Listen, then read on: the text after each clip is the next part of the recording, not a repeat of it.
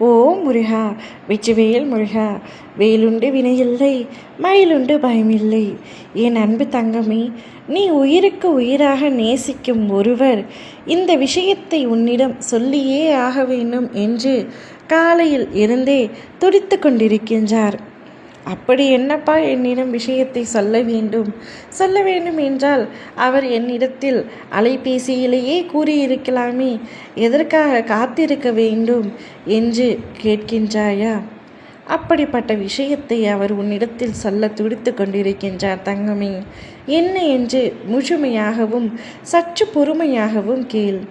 நிச்சயமாக அவர் வாயாலேயே உன்னிடத்தில் சொல்ல வேண்டும் என்று நினைக்கின்றார். உன் கண்களை பார்த்து உன் அருகில் இருந்து சொல்ல வேண்டும் என்று நினைக்கின்றார். காத்திருந்தது போதும் என்று கூறப்போகின்றார். அவர் உன்னிடத்தில் மனதளவில் நாம் இருவரும் ஒன்றாக இருந்தாலும் நீ தனியாக, நான் தனியாக இருக்கின்றேன். இருவரும் இனிமேல் ஒன்றிணைந்து வாழலாம். திருமணம் என்னும் பந்தத்தில் ஒன்றாக இணையலாம். நீ இல்லாமல் இனி என்னால் வாழவே முடியாது.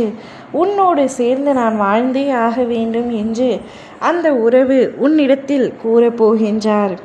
இது நாள் வரை பல பிரச்சனைகள், சண்டைகள் இவையாவும் நமக்குள் வந்தாலும் நமக்குள் பிரிவு என்ற வார்த்தை வந்ததில்லை. ஆனால் பிரிந்து விடுவோமோ என்ற பயம் இப்பொழுது எனக்குள் வந்துவிட்டது. நாம் இருவரும் விரைவில் திருமண பந்தத்தில் இணைந்து விடுவோம். யார் தடுத்தாலும் யார் தடுக்காவிட்டாலும் நான் உன்னுடன் தான் இருப்பேன் என்று உன்னுடைய துணை உன்னை பார்த்து கூறப் போகின்றார். நீ என்ன முடிவு எடுக்க வேண்டும் என்று தெரியாமல் அப்பொழுது திணறிக் கொண்டிருப்பாய். அதற்காகத்தான் உன்னிடத்தில் முன்கூட்டியே உன் அப்பா நான் எச்சரிக்கை செய்கின்றேன். அவ்வாறு உன் துணை உன்னிடத்தில் கூறும்பொழுது நீ என்ன பேச வேண்டும், எப்படி பேச வேண்டும் என்பதனை முன்கூட்டியே யோசனை செய்து கொள் தங்கமே. நீ நிச்சயமாக உன்னவரைத்தான் திருமணம் செய்ய போகின்றாய். அதில் எந்தவித மாற்றமும் இல்லை, மாற்று கருத்தும் இல்லை. ஆனால் அது எப்பொழுது என்பதனை மட்டுமே நீங்கள் இருவரும் பேசி தீர்க்கமாக முடிவெடுக்க வேண்டும்.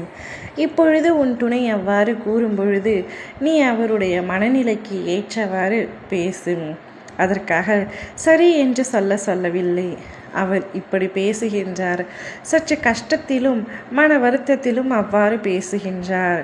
நீ எடுத்துரைத்து இன்னும் சிறிது நாட்கள் பொறுத்திருந்து அனைவரின் சம்மதத்துடனும் திருமணம் நடக்க வேண்டும் என்று கூறு தங்கமே.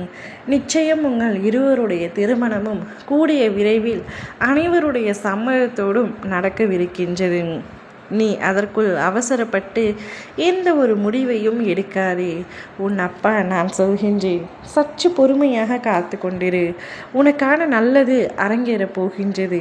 அப்பொழுது உனக்கு எல்லாமே சாதகமாக நடக்கும். நீ இதை மட்டும் புரிந்து கொண்டு சற்று காத்து கொண்டிரு. ஓம் முருகா, வெற்றிவேல் முருகா.